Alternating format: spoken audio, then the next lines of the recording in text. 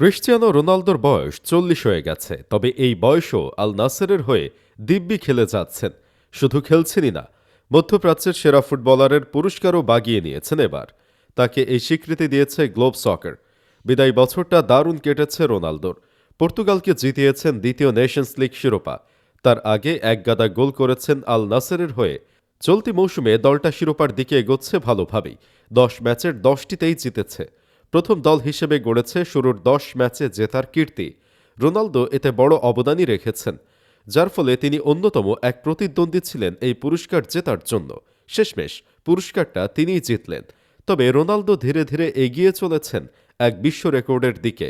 প্রথম খেলোয়াড় হিসেবে 1000 গোলের মাইলফলক ছুঁয়ে ফেলতে পারেন 2026 সালেই।